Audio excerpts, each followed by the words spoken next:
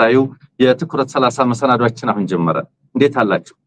ሰሞኑን እንግዲህ እጅግ በጣም አነጋጋሪ የሆነ ከዳር ዳር የአማራን ህዝብ ስሜት ፍላጎት የገለጸ መልእክት ተላልፏል። ይሄ ሰልፍ በነገራችን ላይ በአገዛዙ ቤት በአገዛዙ ደጋፊዎች ዘንድ ብዙ ነገር ያለ ነው፣ ብዙ ነገር ያመጣ ነው። በዛ ብቻ በቃ አይደለም። ዛሬም ድረስ ይሄ ተቃውሞ ሰልፍ ቀጥሎ መዋሉን ነው በዚህ አጋጣሚ ለመንገር የምንፈልገው። ዛሬም ሰሜን ወሎ ላስታ ላይ ይሄው ተቃውሞ ሰልፍ ሲካሄድ መዋሉን ከመረጃዎች አግኝተናል። ስለሆነም እንግዲህ አማራ ህዝብ ድምጹን አሰምቷል፣ ተናግሯል።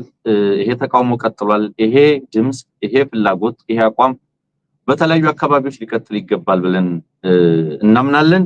እንዴት አላችሁ? በነገራችን ላይ ዛሬ ጦርነት ይብቃ ሰላም ይስፈን የግፍ አገዛዝ ያብቃ በሚል በዓለም አቀፍ የትብብር መድረክ የተለያዩ አደረጃጀቶች ያዘጋጁት የበይነመረብ የውይይት የተቃውሞ መድረክ ተካሂዶ ነበረ።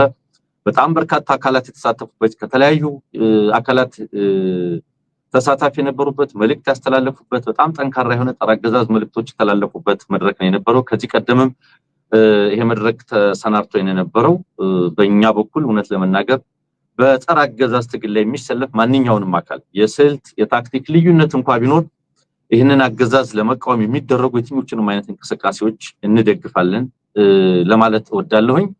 ከዚሁ ጋር ተያይዞ እንግዲህ በአንዳንድ ሁኔታዎች ነው ይህንን ስርጭት በቀጥታ ለማስተላለፍ ያልቻልነው እኛ ዛሬ። ነገር ግን በተለይ አፋብንም ከተመሰረተ በኋላ ባወጣው አቋም እነዚህን የመሰሉ መድረኮችን የሚደግፍ የሚያበረታታ መሆኑን ስላወቅን እንዲህ አይነት መድረኮች የሚበረታቱ እንደሆኑ ለመግለጽ እንወዳለን። ስለሆነም ዛሬ የተላለፉ በጣም በርካታ መልእክቶች ናቸው ያሉት። በዚህ የተነሳ እንግዲህ ብዙዎች ተከታትለውታል። በጣም በርካታ ሚዲያዎች ላይ ነው ሲተላለፍ የነበረው። እንበርታ ለማለት ፈልጋለሁ። መሬት ላይ ህዝቡ እየተናገረ ነው፣ በይነመረብ ላይ ህዝቡ እየተናገረ ነው፣ ዲያስፖራው እየተናገረ ነው፣ የታጠቁ የኢትዮጵያ ኃይሎች በየአቅጣጫው እየተናገሩ ነው። ይሄ አገዛዝ በምን መንገድ እንዴት አድርጎ ይቀጥላል የሚለውን ጊዜ የሚያሳየን ነው የሚሆነው። ተመልካቾች ዛሬ እንግዲህ በጣም በርካታ ጉዳዮችን ይዤላችሁ መጥቻለሁኝ።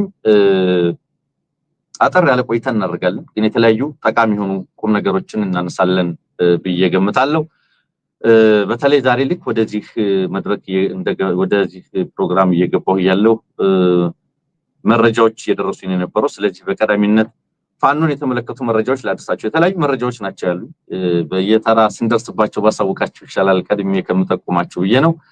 ስለዚህ ዛሬ ያው ልክ ልንገባ ስንል የአፋብን የህዝብ ግንኙነት መምሪያ ኃላፊ ፋኖ አስረስ ማረ ያጋራን መረጃ ነበረ። በአንድ በኩል እየማረክን በሌላ በኩል ኮማንዶ እያስመረቅን እንገኛለን ብሏል።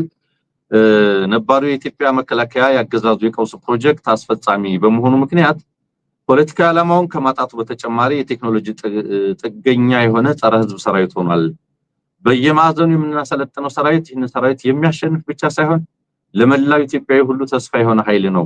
በዛሬው ዕለት የአፋብን ቴዎድሮስ የ206ኛ ኮር 24ኛ ክፍለ ጦር ለተከታታይ 7 ወራት ያሰለጠናቸውን ብቁ ኮማንዶዎች አስመርቀናል ሲል መረጃውን አጋርቷል።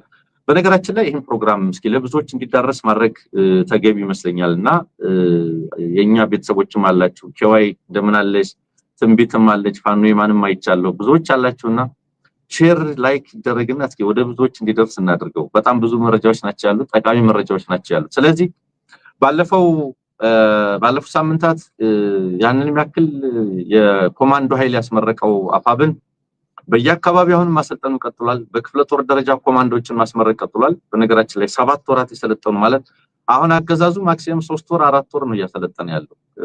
እግረኛ ሰራዊት እንደውም ከዛ በታች እያሰለጠነ ነው ወደ ጦር ሜዳ የሚልከው። ግን ፋኖ በዚህ ደረጃ ያለፈውን 2000 በላይ ኮማንዶ ካስመረቀ በኋላ እንኳን በ3 አቅጣጫዎች እንደውም ምዕራብ ቀጠና ላይ ይሄ ሁለተኛው ይመስለኛል፣ በምስራቅም በደቡብም አማራ ቀጠና ተመሳሳይ ምርቃቶች ተካሂደዋልና የፋኖ ኃይል ግንባታ የፋኖ የሰራዊት ግንባታ እጅግ በጣም ተጠናክሮ ቀጥሏል ለማለት ፈልጌ ነው።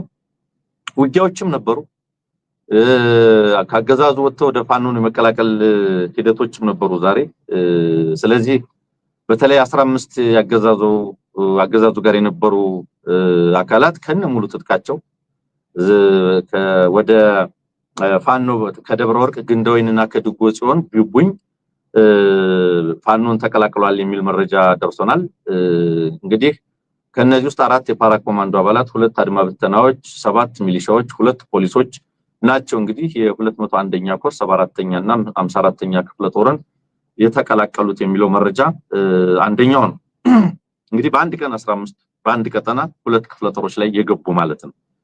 በሌላ በኩል በተለይ 28 ያገዛዙ ኃይል የተደመሰሰበትና 44 የጦር መሳሪያና 26 ሚሊሻና ፖሊስ የተማረከበት የዱር አውደ ውጊያ ተካሂዷል